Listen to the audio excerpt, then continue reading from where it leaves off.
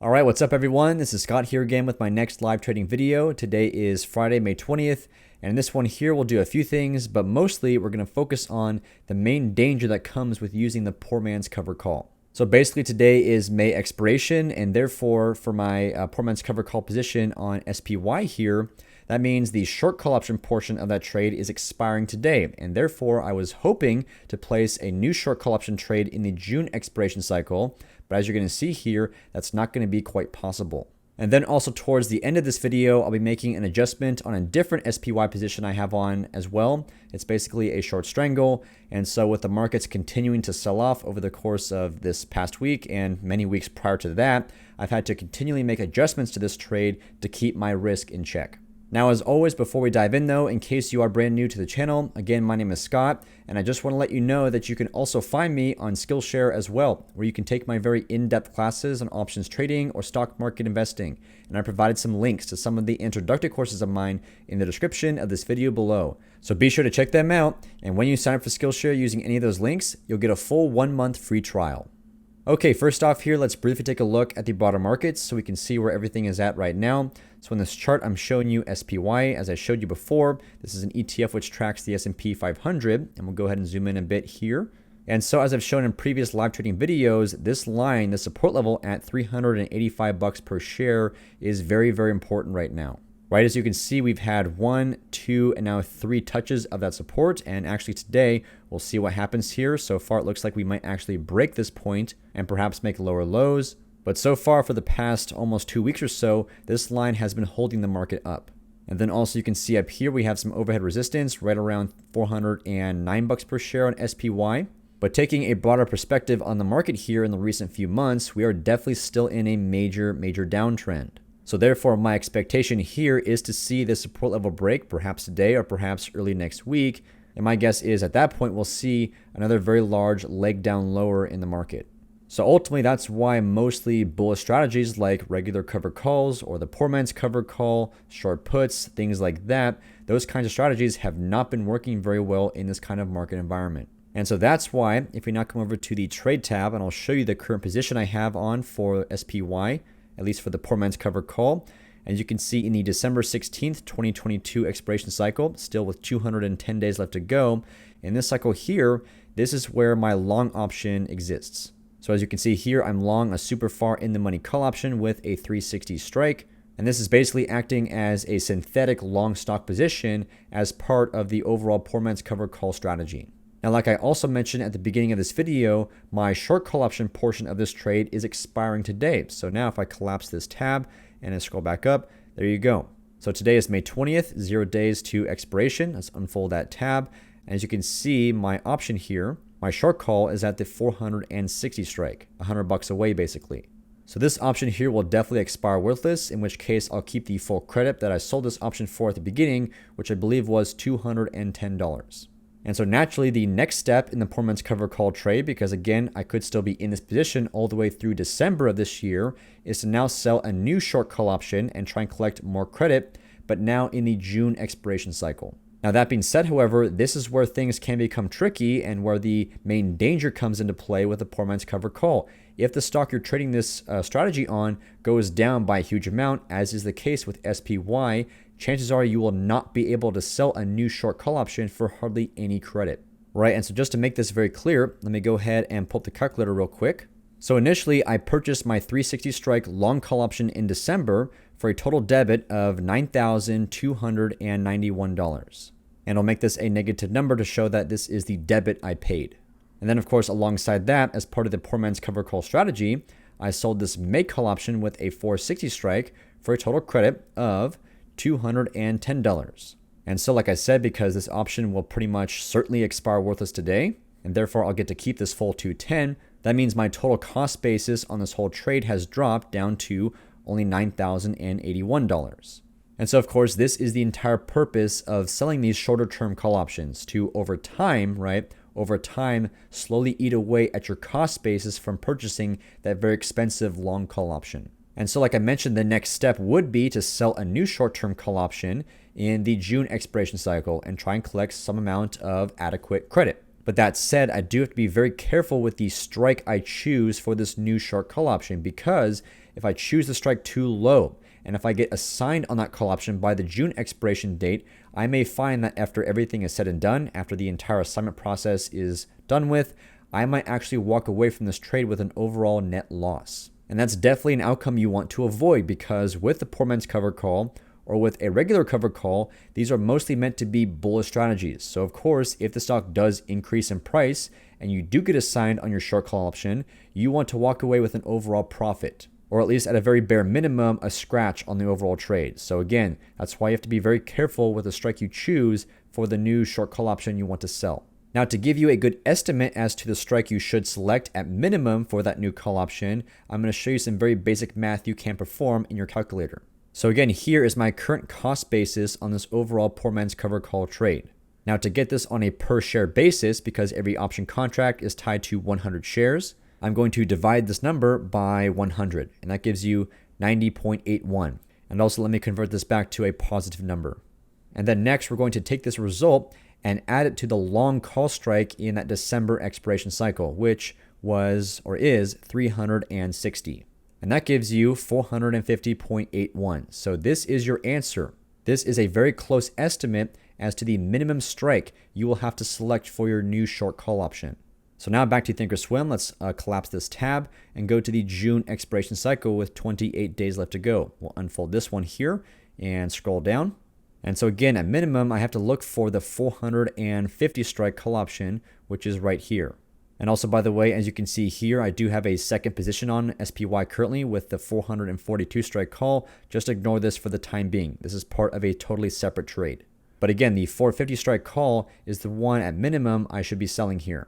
And as you can see right now, this call option is only trading for about $7 or $8, almost zero. So this here is one of the main risks that comes with the poor man's cover call. If the stock does drop by too much, then chances are when you are trying to sell your new call option and collect more credit, sometimes that credit will be almost zero. And again, the reason why at minimum I must sell the 450 strike or something very close to that is, let's go ahead and bring up the calculator real quick, is because let's say by expiration, by the June expiration date, SPY has a massive rally and ends up above my 450 strike. And therefore, I'll get assigned on this call option. And so, of course, when you get assigned on a short call, that means you are obligated to sell 100 shares at the strike price. So therefore, to get the shares in the first place to then sell, I must exercise my long call option early, which means as a result, because my long call strike is at 360, that's the price at which I'll purchase those 100 shares. So 360. And of course, buying those shares is going to cost money. So we'll make that a negative number. And then once I have those shares, I can turn around and sell them at my short call strike at 450. So we add 450, and that means I'll make a profit of $90 per share times 100 shares. That's an overall profit of $9,000. And then from here, I have to subtract my current cost basis on this trade, which is still $9,081. So that brings me back down to negative $81. And then finally, I'll get to keep the credit I can sell this 450 strike call option for, which is about only, $7. So we'll add 7 here. And that means in the end, I'll still walk away with an overall net loss of $74. So that means in actuality, I really should be selling perhaps the 451 strike call or maybe the 452 strike call to therefore be able to walk away with at least a scratch if this kind of outcome actually played out. But again, the main issue here at hand is the fact that I really can't sell these call options at all for hardly any amount of credit.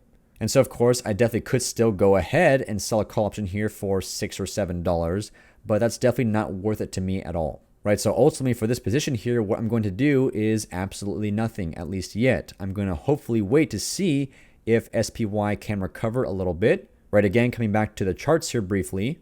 As I showed you with the support level right here, if this level does continue to hold, we might see SPY bounce off this point. And who knows, perhaps next week we might see a very nice rally. And if that does happen, we could see SPY go as high as almost $410 per share. So bottom line point being, if that does happen, then certainly that 450 strike call option will be worth a lot more than just $7. And then at that point, I would definitely step in and sell that contract. So there you go. The poor man's cover call, in my opinion, is still definitely a great strategy, but it's definitely not a foolproof strategy in all market environments, especially in bear markets here. These kinds of strategies will not perform well at all. Of course, this strategy is still much better than just buying call options outright and doing nothing else, because at least with the poor man's cover call, you have the potential to collect more and more credit over time to reduce your cost basis and therefore offset losses on your long call option. So with that said, for this position, we'll just have to sit tight and be patient. And then finally in this video, like I mentioned, I do also have a different kind of strategy on SPY as well. So we'll come back to the trade tab again here. And as you can see, also in the June expiration cycle, I am short a call option here with a 442 strike alongside, scrolling back up, a 390 strike put option. So basically this is a simple short strangle position where I'm short both a call and a put at the same time. But now the put option here is in the money.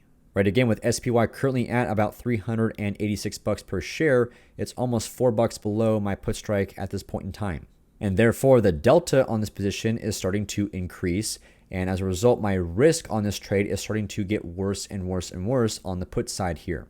Right, because basically the delta of any contract is the risk of that contract. It tells you how much the price of this contract will change for a $1 move in the price of the underlying stock, SPY in this case. So for example, if SPY moves up or down by $1, then the price of this put option is going to change by about $53. And as you can see, the further in the money you go on these contracts, both for puts and calls, the deltas begin to increase more and more and more, which ultimately means if SPY continues to move against your position, your losses are going to accelerate and get worse and worse and worse. So therefore, I need to make an adjustment to this trade to basically apply some brakes, so to speak, on these losses. And the way I can do that is by rolling down my call option, right? So basically, if I bought back my existing call option here and then sold a new one, perhaps with a 410 strike, as you can see here, this contract has a 19 delta, which obviously is much, much greater than my existing call option